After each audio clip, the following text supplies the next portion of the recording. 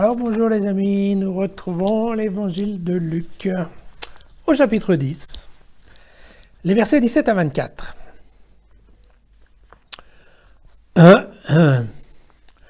Alors, on va voir, c'est un petit peu confus comme évangile, mais on va rapidement s'y retrouver. L'action se situe à un moment où, vous savez, Jésus a envoyé ses disciples dans une première mission. Il aura donné un certain nombre de pouvoirs, de guérison et d'exorcisme et de choses comme ça. Et puis donc, ils vont, entre-temps, on ne sait pas pourquoi, mais on nous raconte l'histoire de la fin de Jean-Baptiste, je ne sais pas si vous vous souvenez. Et on parle maintenant du retour des disciples qui reviennent de mission et qui retrouvent Jésus sur la montagne au bord du lac de Tibériade. Et donc les 72 disciples revinrent dans la joie, car vous savez que dans l'évangile de Luc, il y a souvent de la joie, et en disant « Seigneur, même les démons nous sont soumis en ton nom. » Et Jésus leur dit « Je voyais Satan tomber du ciel comme l'éclair. Voici, je vous ai donné le pouvoir de fouler aux pieds serpents et scorpions, et toute la puissance de l'ennemi. Et rien ne pourra vous nuire. Pourtant, ne vous réjouissez pas de ce que les esprits vous sont soumis, mais réjouissez-vous de ce que vos noms sont inscrits dans les cieux. » Et à l'instant même, il exulta, sous l'action de l'Esprit Saint, et dit « Je te loue, Père, Seigneur du ciel et de la terre, d'avoir caché cela aux sages et aux intelligents, et de l'avoir révélé aux tout-petits. Oui, Père, c'est ainsi que tu en as disposé dans ta bienveillance. Tout m'a été remis par mon Père, et nul ne connaît qui est le Fils si ce n'est le Père, ni qui est le Père si ce n'est le Fils, et celui à qui le Fils veut bien le révéler. » Puis il se tourna vers les disciples et leur dit en particulier « Heureux les yeux qui voient ce que vous voyez, car je vous le déclare. Beaucoup de prophètes, beaucoup de rois ont voulu voir ce que vous voyez, et ne l'ont pas vu. Entendre ce que vous entendez, et ne l'ont pas entendu. » Voilà. Donc c'est ce que je vous disais, ça fait un petit peu bric-à-brac, cet évangile, il y a un peu diverses choses là-dedans. Mais globalement, on retrouve une idée qui est commune, qui est la notion de la gratitude. Et donc on va voir ça d'ailleurs dans plusieurs évangiles, car c'est un des sujets assez importants chez Luc.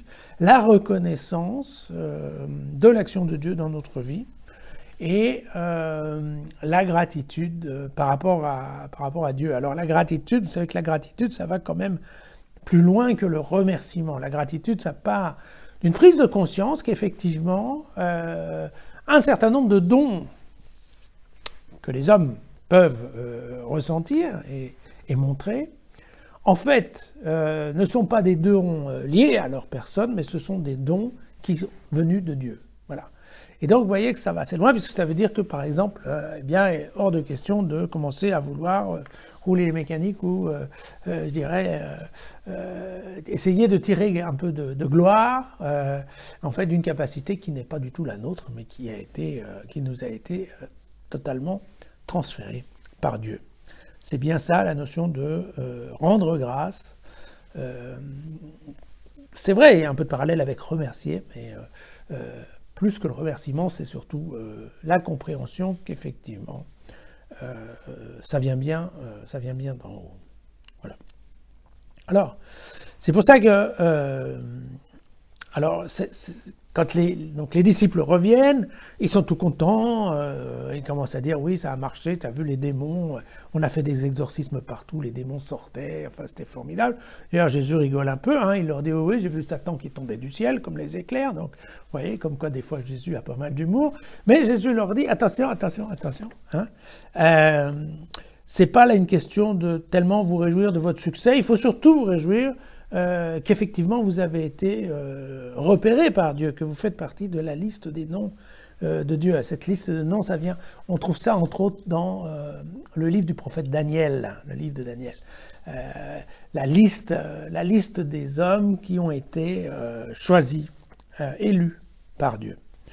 Et donc c'est bien cette question, attention, Donc, encore une fois, ayez de la gratitude, rendez-vous bien compte que ce que vous avez fait, vous l'avez fait parce que c'est Dieu qui vous a donné le don pour le faire. Donc, il ne faut pas l'oublier. Voilà, c'est ça l'idée. Et alors d'ailleurs, c'est voilà. Après, nous avons le petit paragraphe là sur les petits, et donc ça, encore une fois, ça vient aussi du livre de Daniel. Alors le livre de Daniel, c'est un joli livre, mais ça a à voir avec une histoire que je crois que je vous avais déjà contée. C'est le roi Nabuchodonosor qui fait un songe et qui dit aux sages qui l'entourent, qui dit, écoutez, devinez quel a été mon songe cette nuit, devinez et dites-moi comment l'interpréter. Et voilà, et je récompenserai celui qui va trouver. Évidemment, les sages ne trouvent pas, mais Daniel et ses compagnons qui sont en prison ont entendu le message, et donc ils demandent la possibilité que ce soit eux qui puissent répondre à Nabuchodonosor. Dieu leur donne, en prison, dans leur cellule, leur donne effectivement la solution. Donc quel était le songe. Donc Daniel demande la permission d'aller parler au roi. Daniel va parler au roi, il lui dit, voilà, je sais quel est ton songe. Tu as songé à une statue immense de toi, faite d'une tête d'or, une poitrine et des bras en argent, un ventre et des cuisses en bronze, des jambes en fer et des pieds qui étaient faits d'un mélange de céramique et de fer. Et dans ton rêve, la statue reçoit une pierre qui est lancée sur les pieds se cassent et toute la statue tombe à terre. Voilà. Et puis ensuite, ensuite il lui dira, oui, c'est parce que toi, ta génération, tu es la tête en or, et puis ceux qui viennent après, c'est l'argent, le bronze, et à la fin, ton royaume va s'écrouler. Enfin bon, voilà, ça c'est l'histoire de Daniel. Alors, mais on a bien dans cette histoire de Daniel qui rend grâce à Dieu d'avoir donné le savoir au tout petit, c'est-à-dire à Daniel et à ses frères en prison, plutôt qu'aux grands sages. Et donc, voilà, on retrouve cette idée là-dedans. Et donc Jésus se dépeint plutôt comme étant un petit à qui a eu de la chance de recevoir un certain nombre de choses, plutôt qu'un grand qui est au courant de tout. Dans les derniers paragraphes, vous avez vu quand il parle heureux les yeux qui voient ce que vous voyez, les oreilles qui entendent. Qu'est-ce qu'il fait? Luc nous remet dans la perspective des prophètes, c'est-à-dire, vous savez, c'est toujours cette histoire de lier l'histoire de Jésus à l'Ancien Testament. Et la différence que note Luc, c'est, vous savez, bon, les prophètes, jusqu'au dernier des prophètes, en fait. Les prophètes racontaient leur inspiration, ce qu'ils pensaient avoir entendu de Dieu pendant leur songe, n'est-ce pas?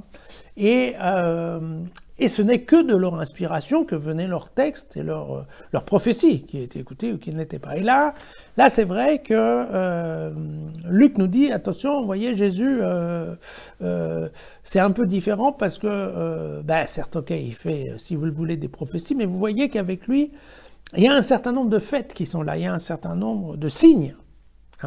Et que donc ces signes-là, il est évident que beaucoup de gens dans les prophètes auraient bien aimé avoir quelque chose de factuel pour démontrer aux hommes qu'ils avaient raison.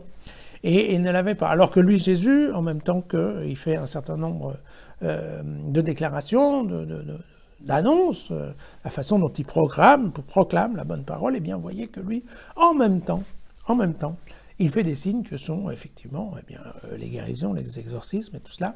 Et donc vous voyez, soyez heureux de vous qui avez la chance à la fois d'entendre la parole, mais de voir qu'il y a des signes qui viennent avec, et donc qui, quelque part, donnent une certaine crédibilité ou facilité